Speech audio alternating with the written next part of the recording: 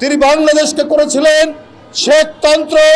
তার কথাই পড়তে হবে, তাদের কথাই জানতে হবে, তাদেরকেই পূজা করতে হবে। তাহলে কারা এর সাথে জড়িত? কারাই দুষ্কর্মের সাথে জড়িত? কারাই কলঙ্কিত হিংস্র ঘৃণ্য অপরাধের সাথে জড়িত? আমি তত্ত্বাবধায়ক সরকারের প্রধানের কাছ থেকে আমরা জানতে চাই, জাতীয়তাবাদী মহিলা দলের সমস্ত মহিলা নেত্রী যারা রয়েছেন, নেতাকর্মীরা রয়েছেন, তারা জানতে চায়, আমরা সাধারণ মানুষ জানতে চাই। এখন তো যুবলীগের দুর্বৃত্তরা নেই, যারা টেন্ডারবাজি, যারা চাঁদাবাজি, যারা দখল বিভিন্ন বাণিজ্য করেছে, যারা ক্যাসিনো খুলেছে, তারা নাই। তাহলে এই দুর্বৃত্তদের কিভাবে জন্ম লাভ করছে?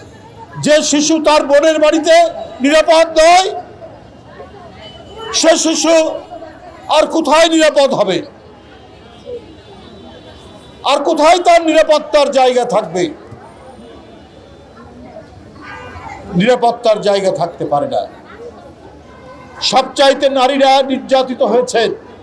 শিশু নির্যাতনের এক মহা উৎসব চলেছে শেখ হাসিনার আমলে 15 বছর।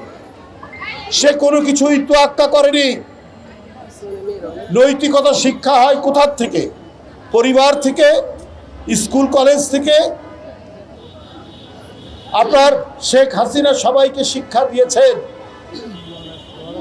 যে আমার বাপকে তোমরা জাতির বাপ বলবে। এটাই স্কুল কলেজে সত্য কথা।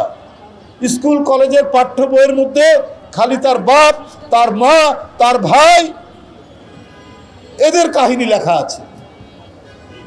তাহলে সেই কাহিনী যদি কেউ গভীরে যায়, তাহলে কি পাবে সেখান থেকে? কি নৈতিকতার শিক্ষা পাবে? শেখ হাসিনার ভাইয়ের নামে ব্যাংক ডাকাতির অভিযোগ রয়েছে, সত্য কিনা জানি না, তো অভিযোগ তো রয়েছে, মানুষ তো শুনেছে। এখন তার কাহিনী একজন মহামানবের মতো যদি পাঠ্য বইয়ে যদি লেখা থাকে, আর সেই পাঠক বা সেই শিক্ষার্থীরা যদি অন্য কারো কাছ থেকে শোনে যে এই লোকের কাহিনী হচ্ছে যে ব্যাংক ডাকাতি, তাহলে কি শিখবে?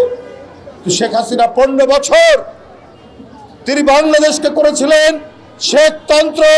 তার কথাই পড়তে হবে, তাদের কথাই জানতে হবে, তাদেরকেই পূজা করতে হবে।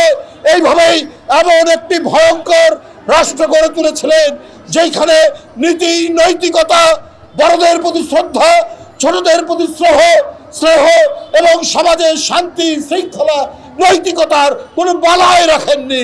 এক একজন মন্ত্রী আপনার লোটাস কামাল হাজার হাজার কোটি টাকা ব্যাংক থেকে তার লুটের কাহিনী আমরা পড়ছি। সাইফুজ্জামান চৌধুরী চট্টগ্রামের শত শত কোটি টাকা লুটের কাহিনী। অবৈধ টাকার সাথে সমাজের অপরাধের সম্পর্ক রয়েছে, এটা অত্যন্ত সত্য। যখন ব্যাংক লুটেরা হবেন এমপি, যখন টাকা আত্মসাৎকারীরা হবেন সমাজের জনপ্রতিনিধি, টাকা পাচারকারীরা যখন সমাজের গণ্যমান্য ব্যক্তি হবেন, তখন ধর্ষক, সন্ত্রাসী, হিংস্রতা, রক্তপাত, অন্যের প্রাণ কেড়ে নেওয়ার এক মহাযজ্ঞ শুরু হবে। সেটাই হয়েছিল 15 বছর।